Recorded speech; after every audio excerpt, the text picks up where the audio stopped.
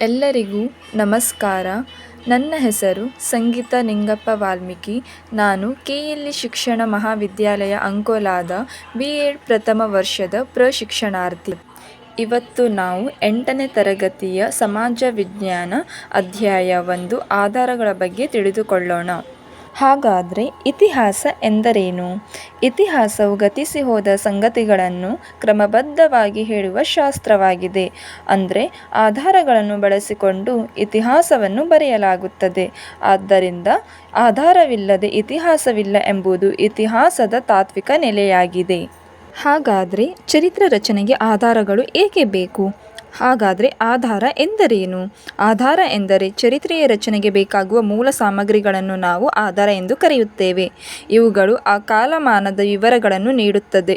ಗತಿಸಿ ಹೋದ ಘಟನೆಗಳ ಬಗ್ಗೆ ತಿಳಿದುಕೊಳ್ಳಲು ಆಧಾರಗಳು ಬಹುಮುಖ್ಯವಾಗಿದೆ. ಇತಿಹಾಸವನ್ನು ಒಂದು ದೇಹಕ್ಕೆ ಹೋಲಿಸಬಹುದು. ದೇಹಕ್ಕೆ ಅಸ್ಥಿಪಂಜರವಿದ್ದಂತೆ ಇತಿಹಾಸಕ್ಕೆ ಆಧಾರಗಳು. ಅಂದರೆ ಆಧಾರಗಳಿಲ್ಲದೆ ಇತಿಹಾಸ ರಚನೆಯು ಸಾಧ್ಯವಿಲ್ಲ ಎಂಬುದು ಇದರ ಅರ್ಥವಾಗಿದೆ.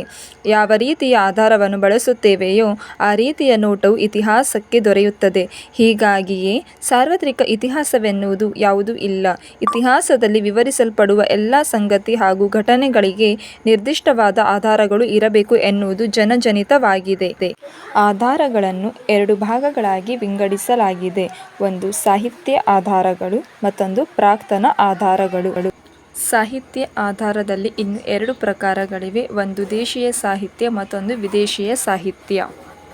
ಪ್ರಾಕ್ತನ ಆಧಾರಗಳಲ್ಲಿ 3 ವಿಧಗಳಿವೆ. 1 ಶಾಸನಗಳು, 2 ನಾಣ್ಯಗಳು, 3 ಸ್ಮಾರಕಗಳು.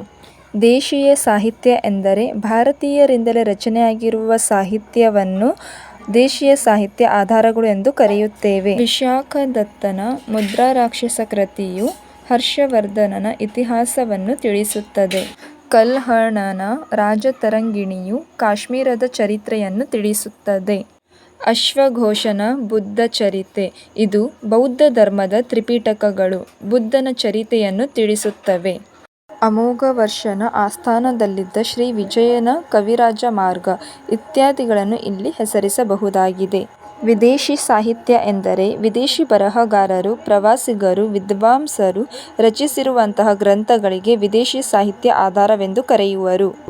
ಮೆಗಸ್ತನೀಸ್ನ ಇಂಡಿಕಾ ಕೃತಿಯು ಚಂದ್ರಗುಪ್ತ ಮೌರ್ಯನ ಬಗ್ಗೆ ತಿಳಿಸಿಕೊಡುತ್ತದೆ. ಹ್ಯುಯನ್ ತ್ಸಾಂಗ್ನ ರಚಿಸಿದ ಗ್ರಂಥ ಸಿಯೂಕಿ. ಫಾಯಿಯಾನನು ರಚಿಸಿರುವ ಘೋ ಕೋ ಕಿ. ಸಿಲೋಲಿನ ದೀಪವಂಶ ಮತ್ತು ಮಹಾವಂಶ, ವಿಜಯನಗರ ರಾಜ್ಯಕ್ಕೆ ಬಂದು ಹೋದ ಫರ್ನಿಯೋ ನ್ಯೂನೀಜ್, ಬಾರ್ಬೋಸ್, ನಿಕೊಲೊ ಕೋಂಟಿ ಮುಂತಾದವರ ಕೃತಿಗಳನ್ನು ಉದಾಹರಿಸಬಹುದು.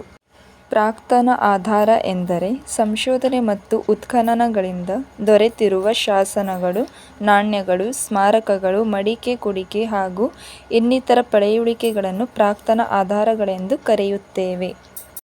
ಶಾಸನಗಳ ಅಧ್ಯಯನ ಎಂದರೆ ಶಾಸನಗಳು ಆಯಾ ಕಾಲಮಾನದ ಜೀವಂತ ಮಾಹಿತಿಗಳಾಗಿವೆ. ಇವು ಅಂದಿನ ಧರ್ಮ, ಸಂಸ್ಕೃತಿ, ಆರ್ಥಿಕತೆ, ಆಡಳಿತ ಇನ್ನಿತರ ಅಂಶಗಳ ಬಗ್ಗೆ ಮಾಹಿತಿಯನ್ನು ಒದಗಿಸುತ್ತವೆ. ಮತ್ತು ನಮ್ಮ ದೇಶದಲ್ಲಿ ನಮಗೆ ದೊರೆತಿರುವ ಅತ್ಯಂತ ಪ್ರಾಚೀನ ಶಾಸನವು ಮೌರ್ಯ ಚಕ್ರವರ್ತಿ ಅಶೋಕನು ಹೊರಡಿಸಿದ ಶಾಸನವಾಗಿದೆ. ಇವನು ಕಲ್ಲು ಹಾಸಿನ ಮೇಲೆ ಹಾಗೂ ಕಲ್ಲಿನ ಕಂಬಗಳ ಮೇಲೆ ಶಾಸನವನ್ನು ಕೆತ್ತಿಸಿದನು. ಈ ಶಾಸನಗಳು ಬಹುತೇಕವಾಗಿ ಬ್ರಾಹ್ಮಿ ಲಿಪಿ ಹಾಗೂ ಪ್ರಾಕೃತ ಭಾಷೆಗಳಲ್ಲಿವೆ. ಗ್ರೀಕ್, ಅರಮಿಕ ಹಾಗೂ ಖರೋಷ್ಠಿ ಲಿಪಿಯಲ್ಲಿಯೂ ಕೆಲವು ಶಾಸನಗಳು ದೊರೆತಿವೆ. ಅಶೋಕನ ಶಾಸನಗಳು ಕರ್ನಾಟಕದ ಮಸ್ಕಿ ಹಾಗೂ ಬ್ರಹ್ಮಗಿರಿಗಳಲ್ಲಿಯೂ ಲಭ್ಯವಾಗಿವೆ. ಕನ್ನಡ ಭಾಷೆಯಲ್ಲಿ ದೊರೆತಿರುವ ಮೊದಲ ಶಾಸನ ಹಲ್ಮಿಡಿ ಶಾಸನ. ಇದು ಕದಂಬ ಮನೆತನಕ್ಕೆ ಸೇರಿದ ದೊರೆ ಕಾಕುತ್ಸ್ಥವರ್ಮನ ಆಡಳಿತಾವಧಿಯಲ್ಲಿ ರಚಿತವಾಗಿದೆ. ನಾಣ್ಯಗಳ ಅಧ್ಯಯನ. ನಾಣ್ಯ ಎಂದರೆ ನಾಣ್ಯಗಳ ಸ್ವರೂಪ, ವಿಕಾಸ ಹಾಗೂ ಬೆಳವಣಿಗೆಯ ಬಗ್ಗೆ ತಿಳಿಸಿಕೊಡುವ ಅಧ್ಯಯನವೇ ನಾಣ್ಯ ಅಧ್ಯಯನ ಎಂದು ಕರೆಯುತ್ತೇವೆ. ಬೇರೆ ಬೇರೆ ಲೋಹಗಳನ್ನು ಬಳಸಿ ನಾಣ್ಯಗಳನ್ನು ಟಂಕಿಸಲಾಗಿದೆ, ಅಂದರೆ ನಾಣ್ಯಗಳನ್ನು ಚಿತ್ರಿಸಲಾಗಿದೆ. ಇವು ಚರಿತ್ರೆಯನ್ನು ರಚಿಸುವಲ್ಲಿ ಮುಖ್ಯ ಪಾತ್ರವನ್ನು ವಹಿಸುತ್ತದೆ.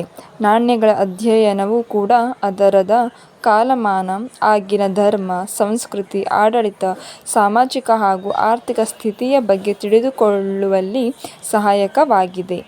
ಸ್ಮಾರಕಗಳು ಮತ್ತು ಅವಶೇಷಗಳ ಅಧ್ಯಯನ. ಕಾಲದಿಂದ ಕಾಲಕ್ಕೆ ಮನುಷ್ಯನ ಸಾಧನೆಯು ಭೌತಿಕ ವಸ್ತುಗಳಲ್ಲಿಯೂ ಕೂಡ ವ್ಯಕ್ತವಾಗಿದೆ. ಸ್ಮಾರಕಗಳಿಗೆ ಉದಾಹರಣೆಗಳು ಅರಮನೆಗಳು, ದೇವಾಲಯಗಳು, ಕೋಟೆಗಳು, ಸ್ತಂಭಗಳು.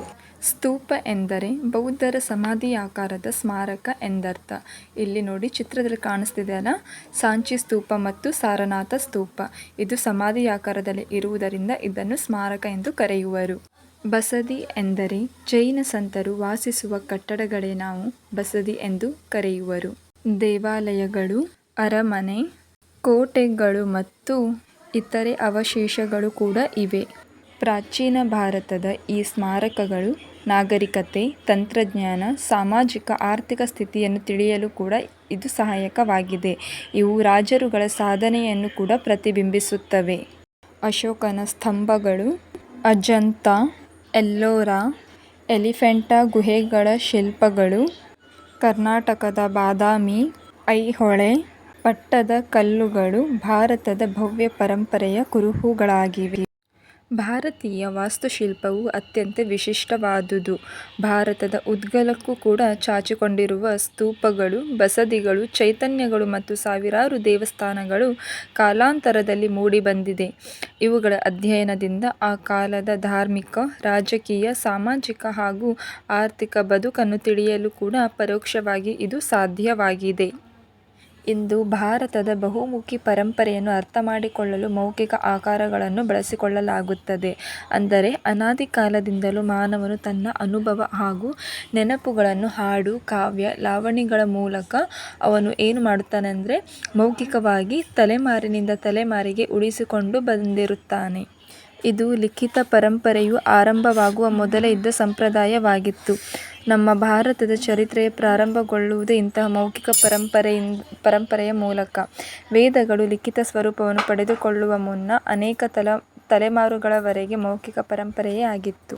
ಭಾರತದ ಬಹುತೇಕ ಪ್ರದೇಶಗಳು ವ್ಯಕ್ತಿ, ಘಟನೆ, ಪರಂಪರೆಗಳ ಕುರಿತಾದ ಐತಿಹ್ಯಗಳಿವೆ.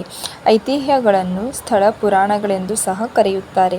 ಸಾಮಾನ್ಯವಾಗಿ ಚರಿತ್ರೆಯ ಅಧ್ಯಯನಕ್ಕೆ ಇವು ನೇರ ಮಾಹಿತಿಯನ್ನು ನೀಡುವುದಿಲ್ಲ.